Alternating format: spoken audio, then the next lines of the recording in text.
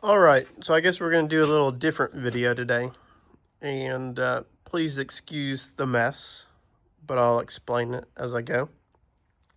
So I do a lot of trading and selling on Facebook Marketplace. And I'm always attempting to do trades because I feel like I get more out of it. Well, yesterday I went and was trading a motorcycle engine that I had just laying around for 3 or 4 years now that I paid nothing for. And went and traded this guy about an hour away for this Kennedy. It's in rough shape and it's really not even worth that much money, but I'll use it for something or I'll sell it. But then he told me that someone down the street was selling some toolboxes and they were very cheap and worth checking out. And I hit him up and I saw this Proto toolbox and had no clue what was in it. And these were on top of it and they wanted like nothing for it. And I was like, I'm gonna go buy that toolbox. Well, long story short, and some horse trading and a couple $100, I walked away with this full of everything that it had. This Kennedy, which it's in rough shape. It's savable though. I'm not sure if I'll clean it up and paint it, or who knows what I'll do. Or if y'all want to see that, maybe I'll do it. But it's full to the brim of stuff. I emptied out some of the lower ones just so I could lift it. And then I bought, it came with all this too. They just started loading up my truck. I was not prepared. Buckets and buckets. And I got some buckets out of it.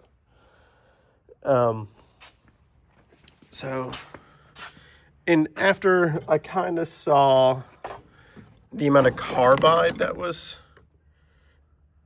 in it and the unused new old stock drill bits, I knew I was doing pretty good. A lot of this is probably junk and it'll take a while to go through it. But some of these are gems. Like these V-blocks. Very rusty. And most of the stuff has got some issues and it all needs to be cleaned up. But with 35 seconds of cleaning it up, completely usable again. And I'll spend a little longer time on those. I just wanted to see briefly how they'd clean up. And they came out pretty good. I got tons and tons of end mills, knurling tools, I got like 4 sets of snap gauges, Starrett, Mitutoyo, some off-brand stuff, maybe 100 pounds of high-speed steel. And then even this import Shars unused micrometer. I'm sure that's worth, I don't know what those go for online, but $50 to $100.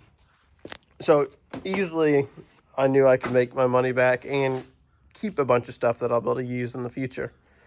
Like I said, this is kind of how I afford to have like all my nice stuff. I buy big lots of this stuff and not even sure what's in here. So that's like all my working stuff and all my nice tools. There'll be things that I want to keep in here, and then another 80% of it's going to be junk or thrown away or scrapped, and then the rest of it I can sell and I'll make money off of it. It's a lot of work. And like I said, I make my money by selling stuff mostly individually. I'll make some bundles, maybe sell them on eBay or Facebook Marketplace. But this is kind of how me on a rancher's salary affords some of these high-end expensive tools and or tooling. I mean, for example, let's see. What do we got here? Oh, here we go. I opened up this. I think this is a tap in here. This was unopened. I broke the seal on it. And it's obviously dirty from the box deteriorating. I mean, that tap would cost probably $100, maybe even $200 brand new. Do I have a need for it? Absolutely not. But I could never afford this tooling or have it. And a lot of these there's taps, there's reamers, there's a lot of this stuff I broke the seal on. Like, I think these are reamers here, or drills, so I'm not sure. I forgot what was in here. I broke the tape. They were unopened. And they're in phenomenal shape. So I'm pretty excited about that. Just hundreds and hundreds of pounds of drill bits. I mean, and even if 1 out of 10 of these drill bits, I'll look at them like that one looks pretty chewed up. It'll go into the scrap pile. Some of these I can resharpen. But a majority of this is still good. I mean, half of this stuff is the manufacturer still hasn't even been broken on them. So they're good. Tons and tons of stuff. There's a box of carbide end mills that are not open somewhere in here. I don't know where they're at. There's probably like 10 pounds of carbide end mills. And then I have a bunch of used end mills, carbide end mills too, which some of them are junk. Oh, like this one. This is used and tore up. But I will sell that to the carbide man. I'm sure we all get those messages. If you sell stuff on Facebook Marketplace, I get messages every day about guys wanting to come buy scrap carbide. And I at least have 10 pounds of scrap carbide in here. I think it's in one of these buckets here. Broken end mills and all that fun junk. I think they're paying, I'm getting messages anywhere from $10 to $18 a pound. So I can make money off of that pretty easy. And then like some of these are just going to be absolutely junk. They might not even be worth saving. But there's some good stuff too. 3 or 4 different torch sets. There's one in the case around here. Don't even know what, they just started filling up buckets. I mean, even this, I think it's Harbor Freight, but like that saves me from spending $5 on some welding clamps. I got a bunch of those, a bunch of crowbars, which, you know,